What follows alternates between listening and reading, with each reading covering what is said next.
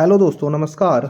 आज लोग हम बात करते हैं गुलेरियन बेरी सिंड्रोम, जिसे हम शॉर्ट में बोलते हैं GBS। ये सिंड्रोम होता क्या है, आज इस बारे में डिस्कस करते हैं। हाल फिलहाल में इसने पुणे में बहुत सारे पेशेंट ऐसे हैं जो गुलेरियन बेरी सिंड्रोम से ग्रसित है और वे वेंटिलेटर पर है या लाइफ सपोर्ट पर है। लाइफ सपोर्ट का मतलब में ऑक्सीजन सपोर्ट पर हैं और जिनकी कंडीशन बहुत ज़्यादा ख़राब है। तो आज इस बारे में हम बात करते हैं गुलेरियन बेरे सिंड्रोम क्या होता है, इसके क्या लक्षण होते हैं और इसकी डेफिनेशन क्या होगी और किस तरह से इसकी हम पहचान कर सकते हैं। तो सबसे पहले हम देखते हैं इसका इंट्रोडक्शन। इंट्रोडक्शन से समझने से पहले हम समझते हैं कि ये का कोज क्या है, ये क्यों होता है। तो उससे पहले हमें देखना है एक न्यूरॉन। न्यूरॉन क्या होता है इसके बारे में समझते हैं। तो न्यूरॉन क्या होती है? न्यूरॉन हमारे बॉडी का जो नर्वस सिस्टम होता है उसकी स्मॉलेस्ट यूनिट होती है, यानी कि जो सबसे छोटी यूनिट होती है जिससे हमारा नर्वस सिस्टम बना है, वो उसका एक पार्ट होता है या उसकी लाइफ ऑफ बेस होता है न्यूरॉन। तो नर्वस सिस्टम क्या होता है? नर्वस सिस्टम एक हाईली कॉम्प्लेक्स पार्ट होता है सभी एनिमल्स में, जो कोऑर्डिनेट करता है और एक्शन करता है। कोऑर्डिनेट का मतलब क्या है? यानी कि मैंने आपको कुछ वर्क बताया, तो आपका मेरा बताया हुआ वर्क क्या होगा, आपका माइंड विजुअलाइज करेगा और विजुअलाइज करने के बाद उस काम को करने के लिए आप एग्री होंगे। तो जो मैंने बताया है आपको वो है कोऑर्डिनेट, यानी कि मैंने आपको काम दिया है और उसे आप अगर करते हैं तो उसे बोलते हैं एक्शन। तो ये कोऑर्डिनेट और एक्शन जिसके थ्रू आप करते हैं वो है हमारी न्यूरॉन, और ये जो न्यूरॉन है इसी से मिलकर बना होता है नर्वस सिस्टम, यानी कि जो सिग्नल को ट्रांसमिट करता है डिफरेंट बॉडी पार्ट्स में। जैसे अगर आपका चोट लग जाती है तो चोट लगने के बाद अपना हाथ अगर दोबारा चोट लगती है तो आप उस स्थान से बचते हैं, तो आपको कौन बचाता है? न्यूरॉन। तो यहाँ पर एक डायग्राम दिया हुआ है न्यूरॉन का।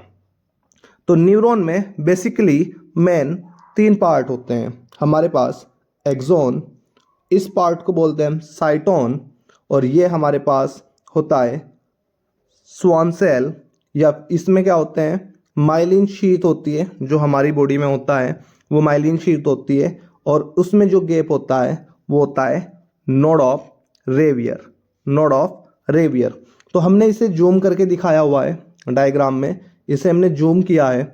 तो जूम में हमें देखा है नोड ऑफ रेवियर एक गैप है, यहाँ पर एक्सॉन है जो इसके अंदर को जा रहा है, एक्सॉन है, और यहाँ पर जो इस पर लेयर है वो है माइलिन शीथ की लेयर जिसे हम बोलते हैं स्वान सेल। और स्वान सेल के अंदर क्या होता है? न्यूक्लियस होता है और एनर्जी के लिए अपना माइटोकॉन्ड्रिया होता है। माइटोकॉन्ड्रिया के थ्रू क्या करते हैं? ये एनर्जी मिलती है। और ये हमारे पास है सिनेप्टिक नॉब, जो एक दूसरी साइटोन से जुड़ते हैं या कनेक्ट होते हैं जब मैसेज ट्रांसफर करते हैं। तो इस पूरी डिजीज में इस सेल का बहुत बड़ा रोल है। तो सबसे पहले हम इसकी डेफिनेशन देख लेते हैं। डेफिनेशन क्या है? ये एक टाइप का पैरालिसिस है जिसमें बॉडी का जो इम्यून सिस्टम होता है, इम्यून सिस्टम वो सिस्टम होता है जिसमें बहुत सारे केमिकल्स, प्रोटीन्स, ब्लड सेल्स और ऑर्गन होते हैं जो प्रोटेक्ट करते हैं हमें हार्मफुल जर्म से, बैक्टीरिया से और वायरस से। यानी कि शॉर्ट में अगर मैं कहूँ, इम्यून सिस्टम वो सिस्टम है जो आपको रोगों से लड़ने में सुरक्षा प्रदान करता है। तो हमारा जो इम्यून सिस्टम है जो रोगों से लड़ने में सुरक्षा प्रदान करता है वो ही अटैक कर देता है हमारे पेरिफेरल नर्वस सिस्टम पे, यानी कि न्यूरॉन पे, जो अभी मैंने आपको डायग्राम दिखाया था उस न्यूरॉन पर अटैक कर देता है। और अगर न्यूरॉन पर अटैक होता है तो आपको जो कोऑर्डिनेट दिए हैं, मैं आपको समझाया ये भी कि जो मैं आपको बता रहा हूं वो एक कोऑर्डिनेट है और आप जो काम करते हैं वो एक्शन है। तो जब आपको कोऑर्डिनेट ही नहीं दिए जाएंगे, यानी कि आपको काम ही नहीं बताया जाएगा, तो आप काम कुछ नहीं करोगे या आप कर नहीं सकते। तो हमारा इम्यून सिस्टम हमारे कोऑर्डिनेट पर क्या करता है? अटैक करता है, और इस डिजीज को हम बोलते हैं GBS या गुलेरियन बेरी सिंड्रोम या लैंड्री पैरालिसिस, यानी कि हमारा वो ऑर्गन क्या हो जाता है, पैरालिसिस हो जाता है। नेक्स्ट हम देखते हैं, ये एक acute progressive autoimmune inflammatory demyelination होता है एक्सोन का, पेरिफेरल सेंसरी मोटर नर्व्स का। क्या होता है एक्यूट, यानी कि अभी हुआ हो नर्वस सिस्टम पर अटैक, या फिर प्रोग्रेसिव हो, धीरे धीरे अटैक हो रहा है। ऑटोइम्यून, यानी कि ऑटोइम्यून हमारी बॉडी, यानी कि जो सेल है वही हमारे खिलाफ या ऑर्गन हमारे खिलाफ लड़ना स्टार्ट कर देता है, और यही इसमें हो रहा है। हमारा ही बॉडी का इम्यून सिस्टम क्या कर रहा है, अटैक कर रहा है दूसरे पार्ट पर। कौन से पार्ट पर, पेरिफेरल नर्वस सिस्टम पर। तो ऑटोइम्यून बोल सकते हैं। लेकिन ऑटोइम्यून में मोस्ट ऑफ देम क्या होता है, जब उसी ऑर्गन का पार्ट उसी ऑर्गन पर अटैक करता है तो उसे ऑटोइम्यून डिजीज में काउंट किया जाता है। इन्फ्लामेटरी डीमाइलेशन, डीमाइलेशन मैंने आपको जो हमारी नर्व सेल है उस पर एक शीट दिखाई थी जिसे मैंने बोला था माइलेटेड शीट। जब ये जो माइलेटेड शीट होती है ये क्या हो जाती है, पूरी तरह से ब्रेक डाउन हो जाती है, यानी कि उसके ऊपर कोई कवरिंग नहीं रहती, तो उसे बोलते हैं डीमाइलिनेशन एक्सोन का। तो वे क्या कर देती है, सेंसरी और मोटर नर्व को क्या कर देती है, एक डिजीज कोज करती है। अगर इस डिजीज के नेम की बात करें, इसका नाम गुलेरियन बेरे सिंड्रोम कैसे पड़ा, तो इसका नाम फ्रेंच फिजिशियन जॉर्ज गुलेरियन और जेनी अलेक्जेंडर स्टोहल के नाम पर पड़ा। तो जॉर्ज गुलेरियन इसके नाम से है जीबीएस, और जेनी अलेक्जेंडर स्टोहल के नाम पे पड़ा बेरे। तो गुलेरियन बेरे सिंड्रोम, सिंड्रोम का मतलब इस बीमारी में बहुत सारे लक्षण कोज होते हैं, बहुत सारे लक्षण आते हैं, तो इसलिए उसे नाम दे दिया हमने सिंड्रोम। अगर हम इंसिडेंट की बात करें कि ये दुनिया में कितने इंसिडेंट होते हैं, तो 1 लाख पीपल में 1 से 2 केस हो जाते हैं प्रति वर्ष, यानी कि 1 लाख लोगों में 1 से 2 मामले आ जाते हैं। जो मोस्ट कॉमन कोज है इसका acute non trauma related paralysis होते हैं वर्ल्ड में। एक्यूट जो अचानक से हुए और जो बिना किसी एक्सीडेंट, बिना किसी ट्रेजेडी के होते हैं, तो वो सबसे मोस्ट कॉमन कोज है जीबीएस के। अगर हम इसके क्लासिफिकेशन की बात करें तो हम इसे 3 पार्ट में क्लासिफाइड कर सकते हैं। फर्स्ट हमारे पास है मिलर फिशर सिंड्रोम।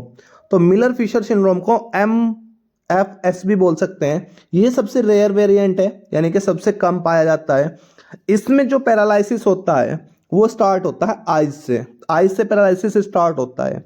दूसरा हमारे पास है एक्यूट मोटर एक्सोनल न्यूरोपैथी, जिसे हम शॉर्ट में बोलते हैं अमन। तो इसे हम दूसरा इसका नाम है चाइनीज पैरालिटिक सिंड्रोम। जो चाइनीज पैरालिटिक सिंड्रोम है इसे हम CPS भी बोलते हैं। CPS का मतलब है चाइनीज पैरालिटिक सिंड्रोम। इस सिंड्रोम में जो मसल्स होती है वे बहुत जल्दी पैरालिसिस होता है, रैपिडली पैरालिसिस होती है, और उसका कारण है मोटर नर्व पर जो हमारी नर्व है, मैंने दिखाया था अभी, यहाँ पर जो नर्व है ये ऐसे 2 डायग्राम बने हुए थे, तो यहाँ पर नोड ऑफ रेवियर था, तो नोड ऑफ रेवियर पे क्या हो जाता है, अटैक किया जाता है इस GBS कंडीशन में, अमान कंडीशन में। तो यहाँ से मैसेज क्या होगा, ट्रांसफर नहीं होगा। जब मैसेज ट्रांसफर नहीं होगा तो ये सेल क्या होगी, पैरालिसिस हो जाएगी, वो ऑर्गन जिसे कमांड ब्रेन से नहीं मिलेगा। थर्ड हमारे पास है acute motor sensory axonal neuropathy. ये बिल्कुल सिमिलर होता है अमान की तरह। इसमें सेंसरी और एक्सोनल डैमेज होते हैं, यानी कि एक्सोन का और सेंसरी का एरिया अफेक्ट होता है और डैमेज होता है। नेक्स्ट हमारे पास है कोज। तो कोज इसके अननोन होते हैं, पता नहीं लगता शुरुआत में। हिस्ट्री हम इसकी कलेक्ट कर सकते हैं सर्जरी और वैक्सीनेशन की।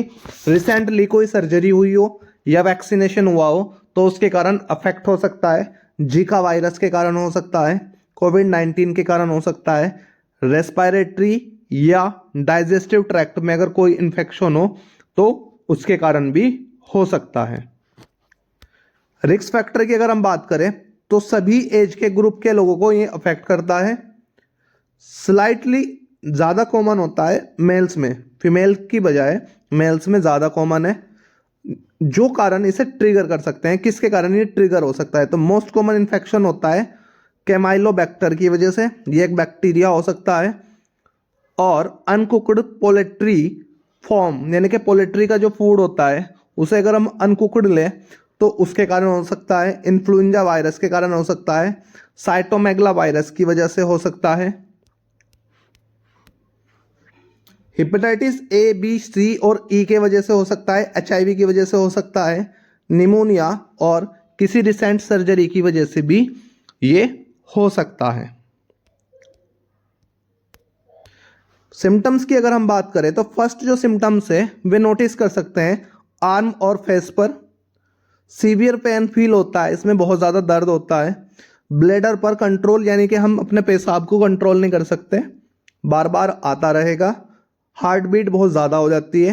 ब्लड प्रेशर बहुत ज़्यादा या बहुत कम हो जाएगा। ब्रीदिंग में डिफ़िकल्टी होती है, यानी कि सांस लेने में डिफ़िकल्टी होती है। फेशियल मूवमेंट, यानी कि फेस के मूवमेंट जो होते हैं, चबाना या इधर उधर देखना, तो उसमें भी प्रॉब्लम होती है। पैल्पिटेशन होता है। स्वेटिंग बहुत ज़्यादा होगी। न्यूरोमस्कुलर रेस्पिरेटरी फेलियर हो जाएगा। मसल्स में ऑक्सीजन लेवल क्या हो जाता है, कम हो जाता है, जिसकी वजह से वे काम करना या टिश्यू का डेड होना स्टार्ट हो जाता है। डायग्नोसिस में उसकी मेडिकल हिस्ट्री ले सकते हैं, एक फिजिकल एग्जामिनेशन कर सकते हैं। लंबर पंचर, लंबर पंचर क्या होता है, एक प्रोसीजर होता है। हमारी रीढ़ की हड्डी से फ्लूइड कलेक्ट किया जाता है एक निडल के द्वारा और उससे लैब टेस्ट में भेज दिया जाता है, उसे हम लंबर पंचर बोलते हैं। यानी कि हमारी जो रीढ़ की हड्डी होती है उसमें मेन 3 रीजन होते हैं, सर्वाइकल रीजन, थोरेसिक रीजन और लंबर रीजन। तो लंबर रीजन में से L4 और L3 जो बोन होती है उनमें से फ्लूइड कलेक्ट किया जाता है। उस फ्लूइड को हम CSF सेरिब्रोस्पाइनल फ्लूइड बोलते हैं, जिससे हम लैब में जांच करके पता लगा सकते हैं। नेक्स्ट हमारे पास है इलेक्ट्रोमायोग्राफी। इलेक्ट्रोमायोग्राफी क्या होता है, एक थिन इलेक्ट्रोड होती है, बहुत पतली इलेक्ट्रोड होती है जो मसल्स में इंसर्ट की जाती है और मसल्स में इंसर्ट कराने के बाद वो नर्व की एक्टिविटी देखती है मसल्स में कैसी है, यानी कि मसल्स में जो नर्व की एक्टिविटी है उसे डिटेक्ट करती है, जिसे हम इलेक्ट्रोमायोग्राफी बोलते हैं। ये एक टाइप की ECG ग्राफी होती है। जैसे ECG के ग्राफ होता है हार्ट का, उसमें हमारे पास चैम्बर, जो हार्ट के चैम्बर होते हैं उसका फंक्शन देखते हैं ग्राफ के थ्रू। यहाँ पर नर्व की एक्टिविटी दिखाई जाती है ग्राफ के थ्रू। नेक्स्ट हमारे पास है ट्रीटमेंट। तो ट्रीटमेंट में इसका कोई क्योर नहीं होता गुलेरियन-बेरी सिंड्रोम, लेकिन इसमें कुछ ट्रीटमेंट हम दे सकते हैं, जैसे प्लाज्मा एक्सचेंज थेरेपी।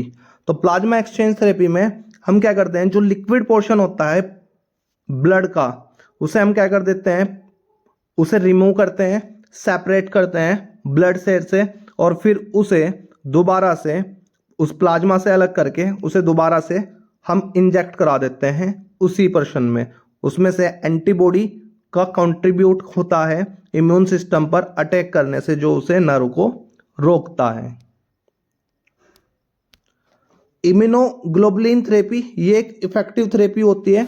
इसका 100 ml का जो इंजेक्शन होता है वो लगभग 14 से 15 हज़ार का आता है, और इसका 14 से 15 हज़ार में लगभग 7 से 8 इम्यूनोसप्रेशर थेरेपी दी जाती है, यानी कि लगभग 2 लाख रुपए के इसमें इंजेक्शन इम्यूनोग्लोबुलिन थेरेपी के दिए जाते हैं। तो इसका ट्रीटमेंट बहुत ही महंगा होता है और ये एक डेंजरस कंडीशन होती है गुलेरियन-बेरी सिंड्रोम की। इम्यूनोसप्रेशर थेरेपी क्या करती है, जो हमारा GBS है गुलेरियन-बेरी सिंड्रोम, ये इम्यून सिस्टम के अटैक के कारण होता है। तो ये इम्यून सिस्टम को क्या करती है, अटैक करने से रोकती है। इम्यूनोग्लोबुलिन जो थेरेपी होती है उसे अटैक करने से रोकती है। नेक्स्ट है फिजियोथेरेपी। तो फिजियोथेरेपी मसल्स को क्या कर जाता है, उसका एक्सरसाइज की जाती है, उसे फ्लेक्सिबल बनाया जाता है, उसे स्ट्रॉन्ग बनाया जाता है और उसके प्रॉपर मूवमेंट को ट्रेन किया जाता है, यानी कि एक टाइप की ट्रेनिंग दी जाती है जिससे वो पहले की तरह वर्क में आ जाए। तो यहाँ पर एक अखबार का कटिंग है पंजाब केसरी की। पुणे में जो GBS सिंड्रोम है उसके कारण 40 वर्षीय व्यक्ति की मौत हुई। ये एक खतरनाक बीमारी के लक्षण है। इसमें यहाँ पर दिखाया हुआ है कि पुणे में लगभग 16 लोग वेंटिलेटर पर हैं। वेंटिलेटर एक लगभग मौत से पहले की कंडीशन होती है और इसमें 101 लोग बीमारी से प्रभावित हैं।